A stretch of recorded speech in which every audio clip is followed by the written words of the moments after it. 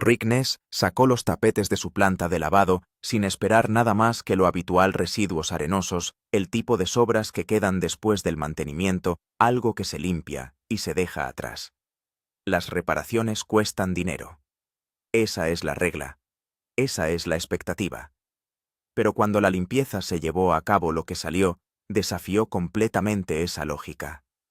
Casi 5 onzas de oro, cerca de $15.000, se derramaron de un trabajo que se suponía agotaría los recursos, no los crearía. Fue el tipo de momento que se siente casi irreal, como si el propio suelo decidiera brevemente dar algo a cambio. Y como si eso no fuera suficiente, por una mañana poco después, llegó un correo electrónico que confirmaba algo aún más grande: un reclamo de 3.600 acres, recientemente asegurado en Keno, la propiedad de tierra más grande de la región. Una victoria como esa no solo cambia el día, cambia la escala de todo. Pero nada de eso fue fácil, nada de esto fue gratuito, porque antes de que ese oro llegara a la balanza, antes de que llegara ese correo electrónico, Rick ya se había esforzado por superar algo que la mayoría de la gente nunca elegiría soportar. Había caminado por un pantano en plena noche, atravesando la oscuridad y la incertidumbre, solo para proteger un terreno que tal vez ni siquiera contuviera el oro que tanto necesita. Había construido una carretera a partir de su propia sobrecarga, convirtiendo los residuos en supervivencia, y había conducido a su equipo a través de implacables turnos de 14 horas en una temporada que no ofrece perdón, ni segundas oportunidades, ni red de seguridad si las cosas salen mal. Lo dice casi casualmente, a veces como alguien medio en broma, para enmascarar la realidad. Podemos simplemente pagarle a alguien más para que haga esto. Pero la respuesta siempre es la misma. No. No puedes. No aquí afuera. No en este tipo de operación. Porque así es como realmente se ve ganar en el Yukón. No suerte, no atajos, sino presión acumulada, hasta que algo finalmente cede. Rick Ness no empezó aquí. Antes del barro, las máquinas y el peso constante del riesgo, su vida parecía completamente diferente. Se paró en escenarios, no en pozos de excavación. Viajó por todo el mundo como músico profesional, tocando en lugares reales, actuando para multitudes reales, construyendo una carrera que muchos persiguen durante toda su vida. Como bajista, se abrió camino desde pequeños conciertos hasta giras completas, aprendiendo no solo a tocar, sino también a sobrevivir en una industria que rara vez garantiza algo. Tenía algo estable. Algo ganado. Y entonces, inesperadamente, todo cambió. Un encuentro casual con Parker Schnabel le introdujo en un mundo completamente diferente. Rick voló a Alaska, vio la operación de cerca, observó cómo funcionaba el proceso de extracción de oro, y algo quedó grabado. No de manera pasajera, sino de una manera que reformó todo lo que vino después. No solo lo intentó, se comprometió. Se alejó por completo de la música y se adentró en la naturaleza salvaje del Yukón, cambiando amplificadores y escenarios por camiones de rock y suelo helado. Eso fue hace más de una década, y en todo ese tiempo no ha vuelto a coger sus instrumentos. Habla de ello con una especie de honestidad tranquila. Cuando esto termine, dice, tal vez recupere ese tiempo. Tal vez regrese a la música, tal vez pase más tiempo con amigos, con la familia, con la vida que dejó de lado. Pero no hay ninguna ilusión en su voz. Él sabe exactamente a qué renunció. Más de 10 años sin jugar, sin volver a esa parte de sí mismo, no es algo que se ignore. Es un sacrificio. No dramático. No arrepentido en la forma en que la gente podría esperar. Pero real. El Yukón no llegó gratis. La música era el precio. Y la única manera de que el precio tenga sentido es si el oro es real. Esta temporada, la cifra es de 1.800 onzas. No es una meta a la que aspirar, sino una línea por debajo de la cual no puede caer. Cada dólar gastado en combustible, en equipos, en salarios, en mantener viva una operación en uno de los entornos más remotos y exigentes de América del Norte, tiene que recuperarse antes de que el invierno lo apague todo.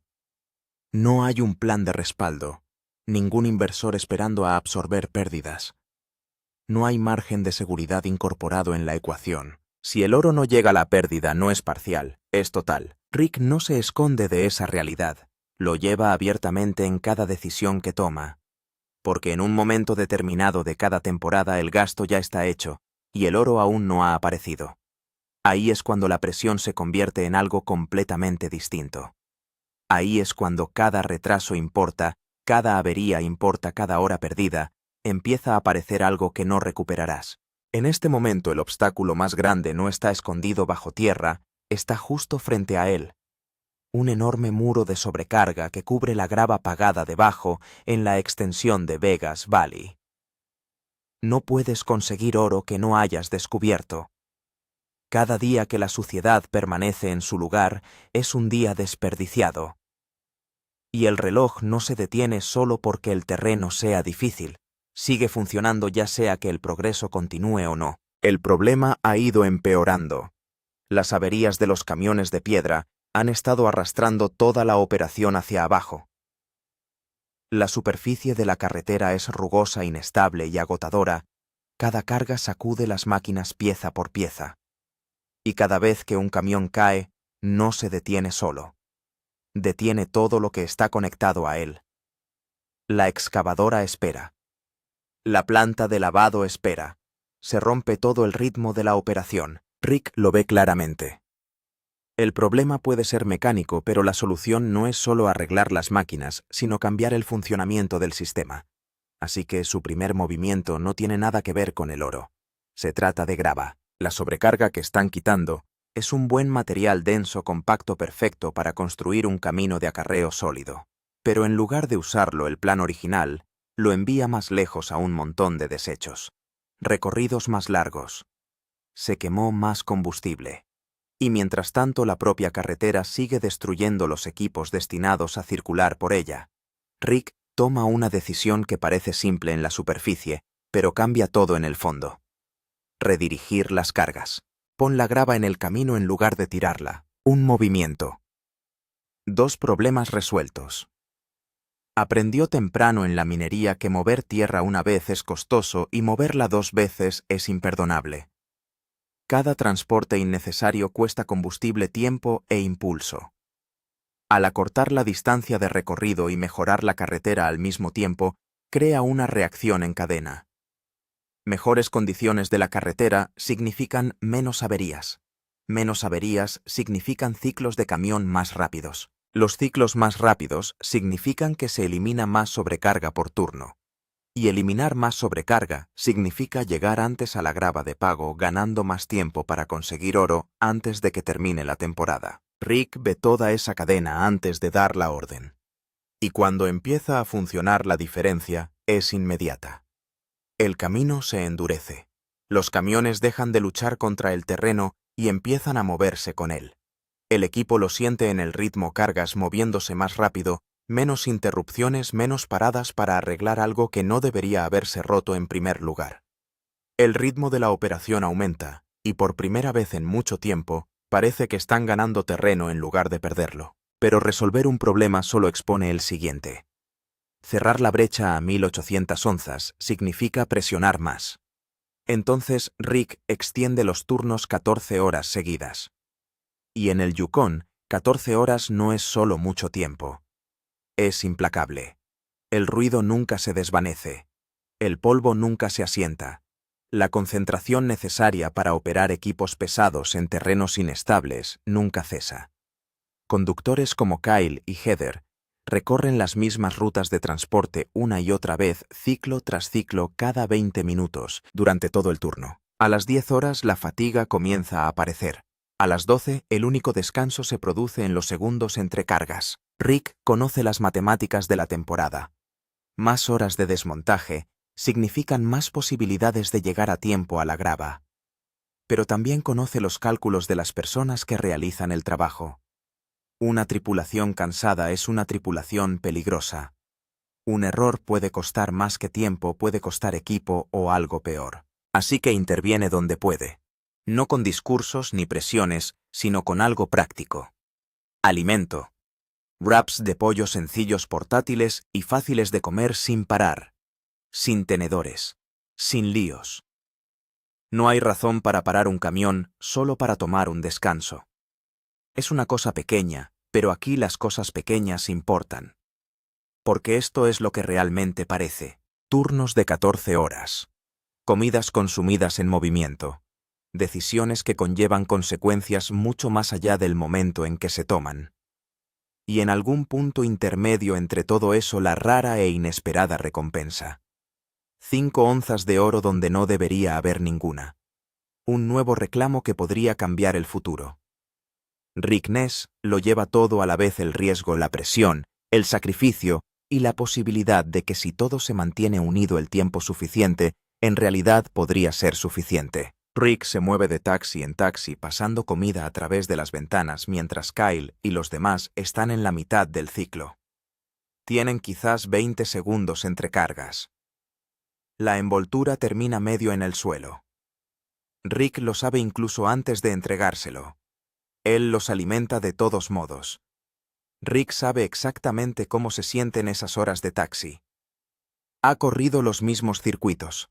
Dar de comer a su equipo a través de la ventana a mitad de turno no es un gesto. Es una decisión calculada: mantener en funcionamiento equipos costosos y personas costosas sin que ninguno de los dos se averíe. No hay nada complicado en el momento en que Rick Ness alimenta a su equipo en un turno de 14 horas y no dice nada al respecto. Por eso este equipo aparece a la mañana siguiente. Cuando llega la carga final y los camiones se vacían, el cansancio es visible en todas las caras. Han pasado 14 horas y todos siguen en pie. El turno ha terminado. El día no lo es. Monster Red tiene una segunda vida. Monster Red, la planta de lavado de Rick, acaba de regresar de una renovación de $18,000, se instaló una plataforma superior nueva y se reconstruyó la plataforma de cribado de extremo a extremo. Ha estado inactivo durante el avance de la sobrecarga, esperando grava que aún no está allí. Pero Rick no quiere esperar hasta que la planta esté produciendo oro para saber si la reconstrucción se mantuvo. Quiere saberlo ahora. Y al final de un turno de 14 horas sin nada que correr, encuentra otra manera: una carrera de rocas. El equipo de Rick carga rocas de río en el alimentador. Cada uno escoge su propia piedra. De hecho, vamos a tener una carrera para ver qué roca llega desde el alimentador a través de la planta y sale primero por el otro extremo. Una roca redonda atravesará la plataforma de criba muy rápido, pero no llegará a la cinta transportadora. Se quedará allí y girará. Así que una roca plana es mejor para la cinta pero más lenta en la criba. Y quien quiera que la roca viaje primero desde el extremo de alimentación hasta la salida del transportador gana. Rick analiza la física antes de que comience la carrera. Una roca redonda se mueve rápidamente a través de la plataforma de cribado, pero se detiene en la cinta transportadora: demasiado giro, poca tracción. Una roca plana se agarra al cinturón, pero pierde tiempo en la pantalla. La piedra ganadora se encuentra en algún punto intermedio y todos eligen su entrada basándose en esa lógica. Bailey los carga. La tripulación hace fila para mirar. 3, 2, 1, vamos. La piedra de Kyle rueda hacia atrás incluso antes de llegar a la primera pantalla. Jason toma una ventaja temprana: trayectoria limpia. Aumento de velocidad. La roca de Ryan parece haber dejado de moverse por completo. Rick sigue en algún lugar en medio del grupo. Y entonces Heather, a quien nadie estaba mirando, empieza a subir. Su roca, que nadie había elegido como contendiente, gana terreno en la cinta transportadora, mientras todos los demás pierden impulso. Heather gana limpiamente. ¿Quién es la que está al frente? ¿O es Heather? Creo que podría ser Heather. Dispara. Heather ganó. Sí, soy yo. Primero en cruzar la línea de meta en la carrera inaugural de Rick's Rock. La roca de Kyle finalmente deja de retroceder, pero comienza a ir hacia los lados. La roca de Ryan termina última. Rick termina en algún punto intermedio. La planta procesa cada piedra sin atascarse, sin que falle la plataforma de cribado y sin que el transportador arroje nada de la cinta. Después de una renovación de $18,000, Monster Red funciona exactamente como se supone que debe hacerlo. La plataforma superior reconstruida se mantuvo bajo carga. La criba funcionó limpiamente en todos los tamaños de roca. La cinta transportadora elevó todo sin atascos ni resbalones. Así es una reconstrucción de $18,000 cuando se hace bien. Aún no hay oro en el frasco, pero sí una planta que está lista para recibir oro en el frasco. Rick se adentra en el monte Misión de Estaca a medianoche. El remoto bosque de Yukon a medianoche no es un lugar indulgente para hacer senderismo. Rick va de todos modos. Ha identificado un terreno en el límite de su operación actual que podría anclar todo el futuro de su negocio minero, un nuevo reclamo que, si se asegura, elevará sus propiedades totales a más de 3.600 acres y lo convertirá en el mayor propietario de tierras en Keno. Un terreno de este tamaño adyacente a un territorio que él ya sabe que produce oro cambia la escala de lo que es posible aquí, no solo para esta temporada, para cada temporada posterior. La ley minera canadiense exige que el reclamante camine físicamente por el perímetro e instale personalmente cada poste de las esquinas sin poderes ni soluciones alternativas. Rick buscó alternativas desde el principio y no encontró ninguna. La única forma de asegurar el reclamo es presentarse en el monte y plantar los postes usted mismo. Rick reúne a Kyle y Jason, carga el GPS y se van. Faros encendidos, botas puestas en la oscuridad del Yukon. Los 2 primeros postes entran limpios. El terreno es manejable y el GPS coopera. Jason mantiene el tono ligero con un breve discurso sobre cómo establecer el dominio sobre la población de osos local en su primer día en el Yukon. Rick sigue el juego. Es más fácil caminar por la naturaleza salvaje del Yukon a medianoche cuando alguien hace reír a la tripulación. La publicación 3 es una conversación diferente. El GPS marca la tercera esquina justo al otro lado de un tramo de pantano. Creo que probablemente es hora de dejar de presionar mucho. El GPS dice que ya casi llegamos. ¿Listo?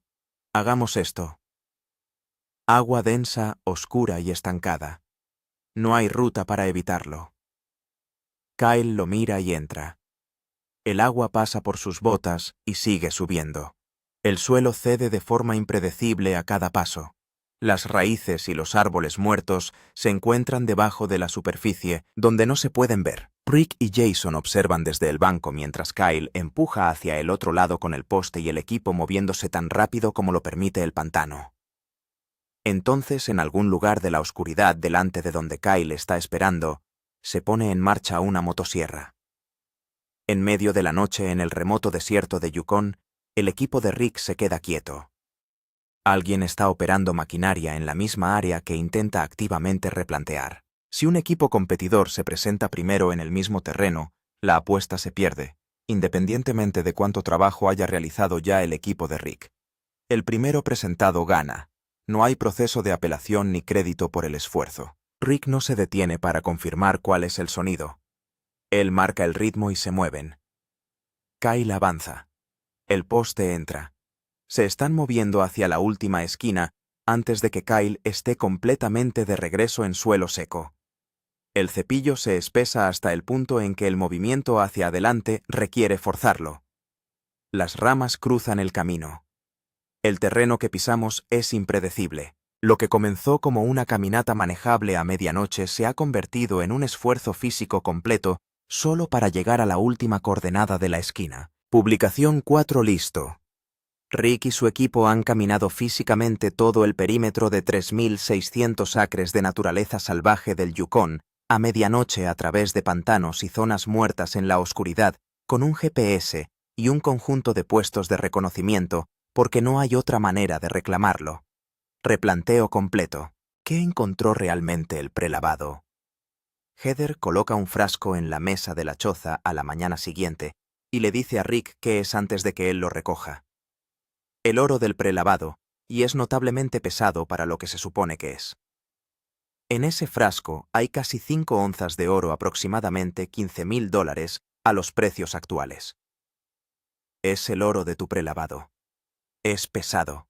Bastante bueno para 2 cubos de tierra. ¿Lo pesaste? Lo hice. Un poco menos de 5 onzas allí.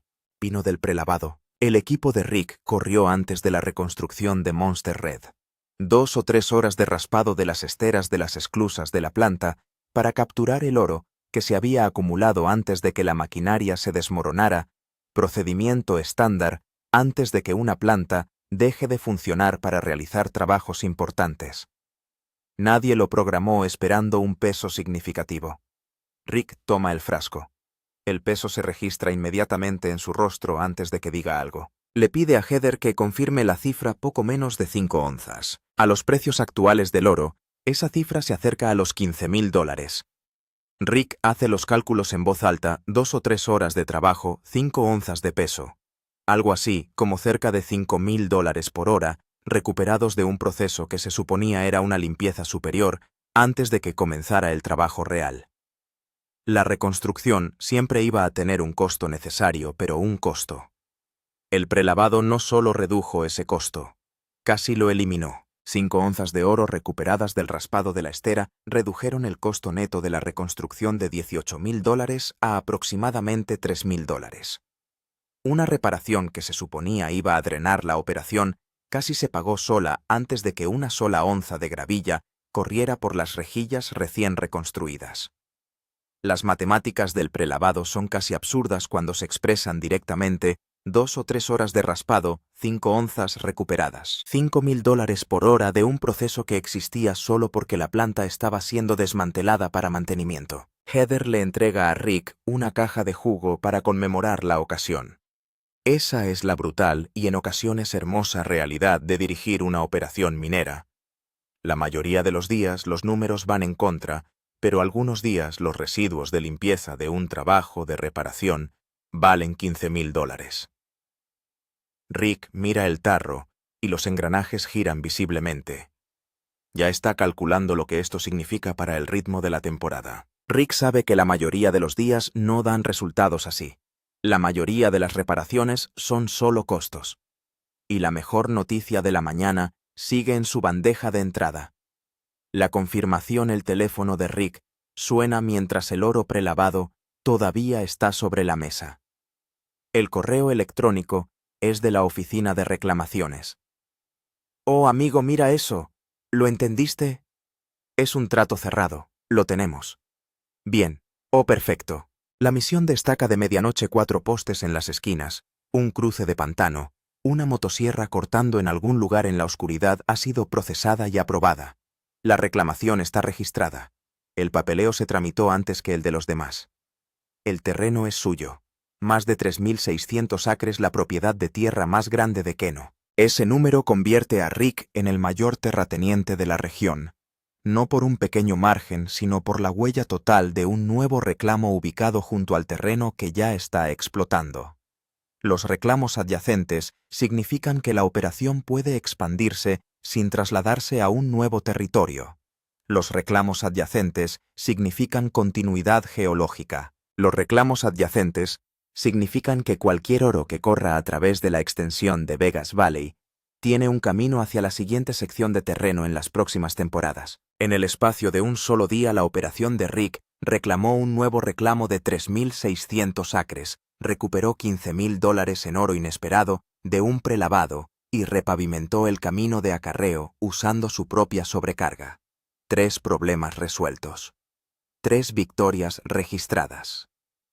Ninguna de ellas planificada al inicio del turno. Kyle saca una corona detrás de su espalda. El equipo ha estado observando cómo se desarrolla la temporada, lo que está en juego. El sacrificio, la misión de medianoche, el oro prelavado.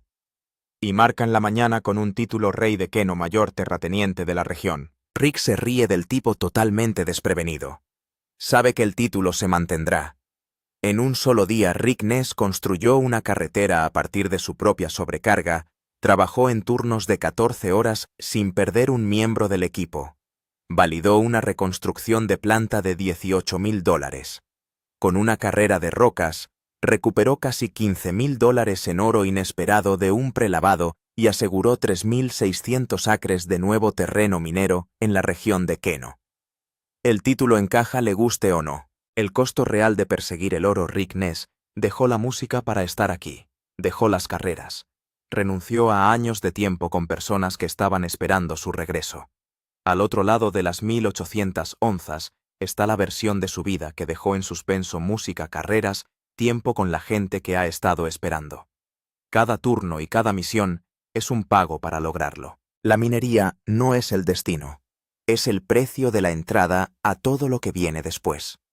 Esa es la versión de su vida que existe más allá de las 1800 onzas, la que está pagando con turnos de 14 horas y caminatas de medianoche por pantanos, y una década sin tocar un instrumento. Cada decisión que Rick toma aquí tiene ese futuro asociado, la mejora de la carretera, la carrera de rocas, la misión de apostar. Nada de esto es simplemente operativo. Todo esto es dinero para una vida a la que aún no puede acceder. Él es igualmente claro acerca de las desventajas. Rick construyó esta operación sin socio y sin red de seguridad. Una temporada que se queda corta no significa un año difícil. Significa que todo ha desaparecido: la inversión, la década de sacrificio, los 3.600 acres de terreno de Keno, estacados a medianoche a través de un pantano, todo ello supeditado a que el oro aparezca antes de la helada. Si no es así, pierde todo lo que invirtió, y probablemente el negocio junto con ello. Lo dice directamente sin dramatismos porque es simplemente la verdad. Hoy las cuentas dieron resultado. El camino es mejor. La planta está probada, el terreno es suyo, el frasco sobre la mesa contiene $15.000 que nadie planeó. Pero a 1800 onzas no le importa nada de eso, y la temporada aún no ha terminado.